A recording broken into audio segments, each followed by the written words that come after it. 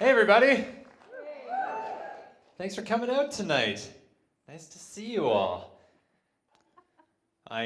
Just to tell you a bit about myself, I actually grew up on a cattle farm. And sometimes when I tell people that, they don't believe me, but it's totally true.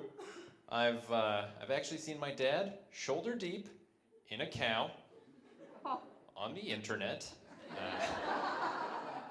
It wasn't actually on the internet. It was when I was like 13.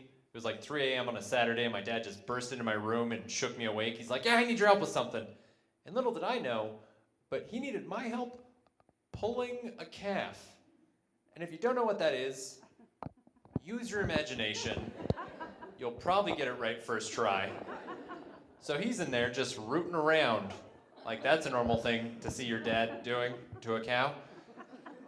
And my entire job was to hold the flashlight. Yeah. And I started scream puking.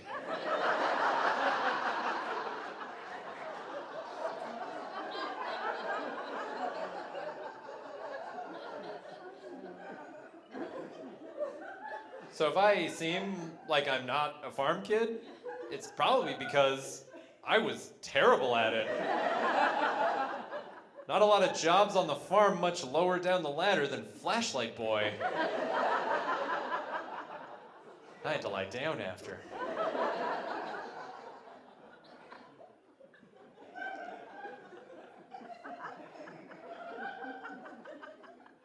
It can be boring growing up on a farm. It can. Not only did I grow up on a farm, I am an only child. So, played a lot of pretend. Standing out in a field, pretending to have a great time.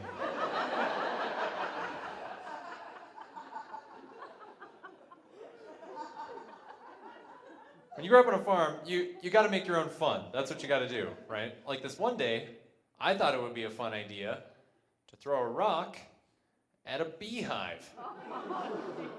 Do you know who did not think that was very fun was the bees. Not into it at all. I guess they had seen the end of My Girl. And I hadn't made it all the way through that one yet. But they stung the shit out of me, which I was surprised by because they didn't see me throw the rock.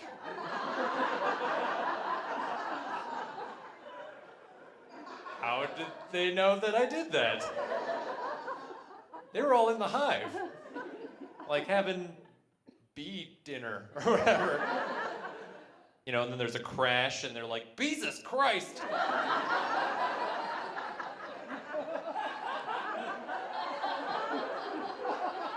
So they like rush outside to see what happened. And they look at the hive and they see the damage. And they look down and they see the rock.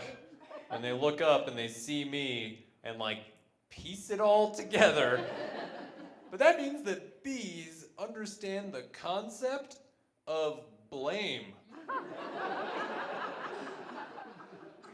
Actually, forget about blame. How do bees even know about throwing? Bees can't throw. They got tiny little arms like eyelashes. And they weren't attacking the rock either. They were like, "Yeah, we're not stupid. It's the guy with hands and autonomy. He did it for sure."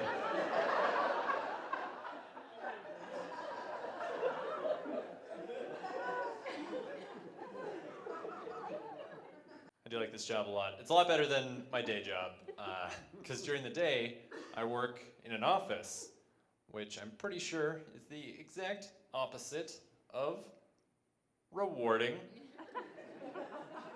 And I think I've like cracked the code as to why office work feels so meaningless. And I think it's just because when you work in an office, they never give you any sort of sign of accomplishment. Like if you're a mechanic, you fix a car and you're done. It's great. If you're a baker, you just make a cake. But if you work in an office, you just kind of use your body's mass and natural oils to slowly destroy a chair.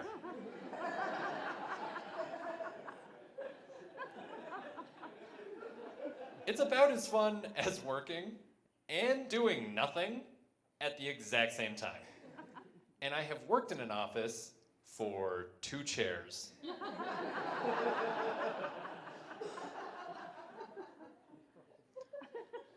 I read one of my favorite news studies ever. They were talking about this study where they have now scientifically proven that there is a direct link between prejudiced attitudes and low IQs. Isn't that amazing? That means that if you think you have a great reason to not like Mexicans or whoever, you're not necessarily racist, but scientifically, you are dumb as shit. And that made perfect sense to me too, because when you think about a lot of stereotypes, they sound like they were made up by stupid people. Like, I think the dumbest one of all time is that Japanese tourists just love taking pictures. Of course they do. They're tourists. Who doesn't take pictures on vacation?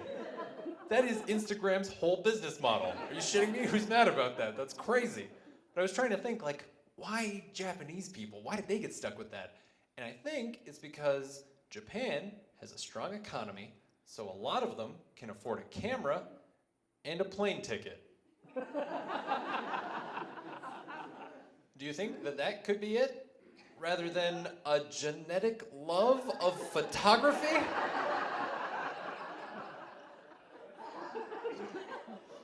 That makes exactly as much sense as if you were like watching a World Vision commercial or something and you were just like, oh man, those Ethiopian kids hate to travel.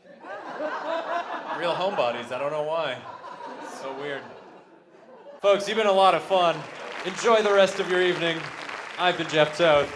Take care.